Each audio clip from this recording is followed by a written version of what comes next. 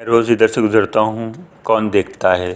لاہور ایک اچھا شہر ہے، یہاں آ کر کہیں سے تبادلہ کروا کر آیا جائے تو انسان اپنے آپ کو دریافت کر سکتا ہے۔ مواقع ہیں، گنجائش ہے، وسعت ہے۔ 12-13 برس قبل جب روزی روٹی کے چکر میں لاہور ٹھکانہ بنایا تو دفتر ماڈل ٹاؤن میں تھا۔ شروع کے 2 مہینے رہائش بھی وہیں اوپر کے حصے میں تھی۔ ایک عدد گاڑی نئی عطا ہوئی تھی جو خود پرانی تھی، مگر چلانے والے کے لیے نئی تھی، تو دفتر کے معاملات کے بعد جو وقت بچتا وہ آوارہ گردی میں لگ جاتا۔ راستے کچھ خاص معلوم نہیں تھے، ڈائریکشنز اور راستے یاد رکھنے کی صلاحیت الحمدللہ اس وقت بھی نہیں تھی اور آنا آج ہے۔ لے دے کر ماڈل ٹاؤن کی گلیاں بستی ہیں جو صبح شام کے اکیلے پن کی گواہ تھیں۔ جو احباب ماڈل ٹاؤن سے واقف ہیں، انہیں ماڈل ٹاؤن کو گول چکر کا بھی علم ہوگا۔ اس گول چکر نے کم از کم 2 سال بعد اپنے تمام راستے فقیر کو یاد کروائے، ورنہ نری خواری والا سین تھا۔ کہیں بار جانا ہوتا تو گاڑی نامعلوم کہاں جا نکلتی، پھر پوچھ کر واپس آتا تو دوبارہ وہی شیطان کی یاد گولی چکر۔ 4-5 کلومیٹر پر محیط اس سرکل روڈ نے 400-500 دفعہ دھوکہ دیا ہوگا، لیکن آج بھی آدھا گھنٹہ فارغ مل جائے تو ابھی اسی سڑک پر انہی گلیوں کا طواف جاری رہتا ہے۔ ماڈل ٹاؤن کے راستے اپنا شہر چھوڑنے کے بعد پہلی محبت کا درجہ رکھتے ہیں۔ شاید بعض بلاکس میں پرانے مکان نظر آتے ہیں تو اس لیے اپنے اندر جادوئی کشش رکھتے ہیں، جیسے DGHF اور کئی دوسرے بلاکس، جہاں 1920 اور 30 کی تعمیرات ڈھونڈنے والوں کو اکثر مل جاتی ہیں۔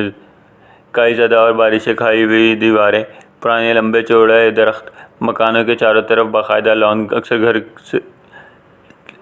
صرف ایک منزل والے، جہاں رہ کر انسان آسمان پر نہیں پہنچتا اور زمین سے جڑا رہتا ہے۔ کبھی کبھار گھروں کے پیچھے چھپے ہوئے 1-2 مندر اور نہ جانے کیا۔ ایسے ہی لاہور شہر میں آئے 1 برس ہوا ہوگا۔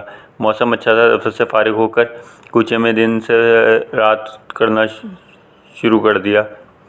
پودوں کا شوق اس وقت بھی تھا۔ جس گھر کے باہر اچھے پودے نظر آتے، ایک نظر گاڑی روک کر سیر کی جاتی، اس کے بعد فقیروں کی سواری بڑھا لی جاتی۔ اچانک ایک جگہ کیکٹس کے 2-3 درخت نظر آئے۔ پہلے تو یقین نہیں آیا، یار پاکستان میں کیکٹس اتنے زیادہ کیسے بڑھ سکتا ہے؟ اگر بڑھ بھی جائے تو کون شخص ہے جس نے باغ کو ایک کونا ہی ایسے کانٹے دار پودوں کے لیے مختص کر دیا جو بعض اوقات بھائی لوگ ایک گملے میں نہیں برداشت کرتے۔ گاڑی روک لی۔ ملنگے رنگ کا لوہے والا بڑا دروازہ سامنے تھا۔ کارنر پلاٹ ہونے کی وجہ سے ایسا ہی ایک گیٹ دوسری سڑک پر بھی تھا جو اسی گھر کا تھا۔ دونوں کے درمیان گاڑی لگا دی۔ جتنا دروازہ کھلا تھا اس میں اندر سے جھانکا تو وہی پرانے ٹائپ کا زمین دوست 1 منزلہ کا گھر، گھروں کے آرکیٹیکچر جیسی بنی ہوئی کوٹھی، جس کے چاروں طرف نسبتاً اجاڑ سا باغ تھا، لیکن اس میں پائے جانے والے کیکٹس پوری موج میں تھے۔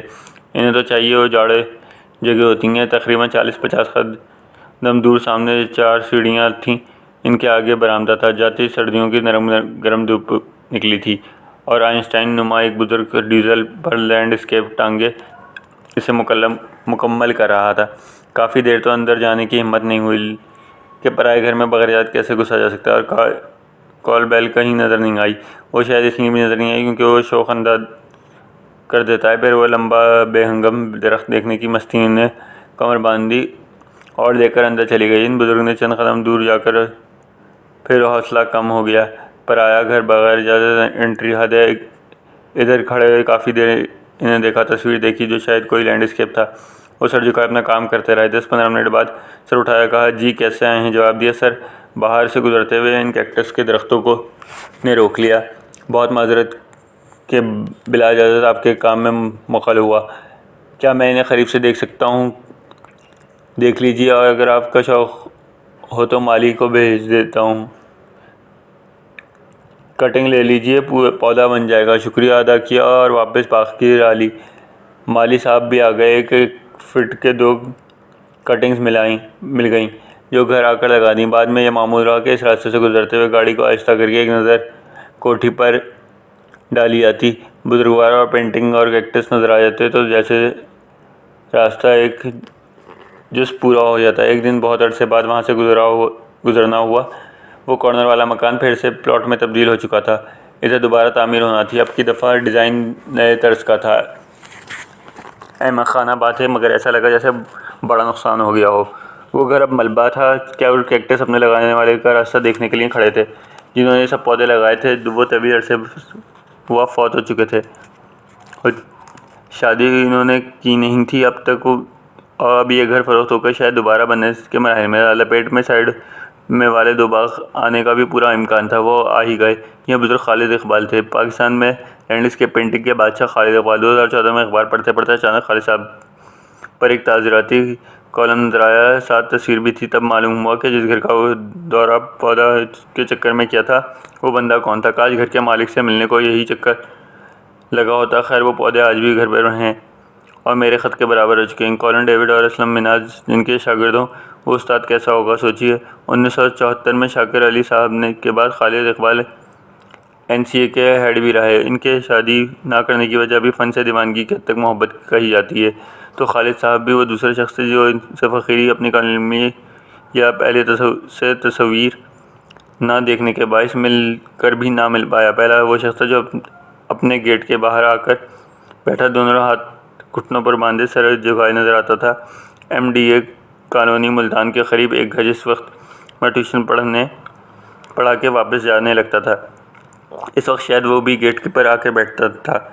اس کی سلیٹی رنگ کے سارے بال سامنے ماتھے پر ہوتے تھے، وہ ایک پھل کی صورت کٹے ہوئے ہوتے جنہیں انگریزی میں بیبی کٹ کہا جا سکتا ہے، تو وہ ایسے بیٹھے نظر آتا جیسے چاچا حقو بیٹھتے تھے۔ چاچا حقو ملتان والے پہلے گھر میں ہمارے پڑوسی تھے، مہر صاحب کے ہاں رہتے تھے، بلکہ شاید ان کے بھائی تھے۔ انہیں کبھی بولتے نہیں دیکھا، مسلسل خاموش، وہ بھی شام کو گھر کی چوکھٹ پر عین ایسے ہی اکڑو ہوئے بیٹھ جاتے تھے۔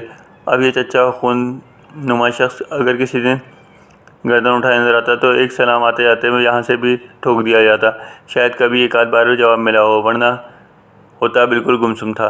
2003 تک یہ سلسلہ رہا۔ پھر ایک دن اخبار میں بڑی سی تصویر لگی اور ساتھ انتقال کی خبر آئی تو معلوم ہوا کہ زاور حسین صاحب گزر گئے۔ ملتان کا ایک مصور، ادیب، شاعر، نقاد اور اعلیٰ پائے کا خطاط گزر گیا۔ چونکہ ان کی تصویر پہلے کبھی نہیں دیکھی تھی، اس لیے باوجود 3-4 برس سلام دینے بنے رہنے کے کبھی معلوم نہ ہو سکا وہ کون ہیں۔ ایسے بہت سے واقعات سب کے ساتھ ہوتے ہوں گے۔ وجہ ادراک کا نہ ہونا ہے، پہچان کا نہ ہونا کہی جا سکتی ہے۔ دنیا میں شاید 90% لوگ بغیر کسی پہچان کے مر جاتے ہوں گے، باقی 1% کو بھی جو پہچانتا ہے وہ ان کے لیے تو مشہور ہیں، جو نہیں پہچانتا ان کے جاننے والے کے لیے وہ یا تو وہ پودے دیکھتا رہ جاتا ہے یا پھر سلام دینا بنتا رہتا ہے۔ میں روز ادھر سے گزرتا ہوں، کون دیکھا ہے؟ میں جب ادھر سے نہ گزروں تو کون دیکھے گا؟ مجید امجد زندہ باد۔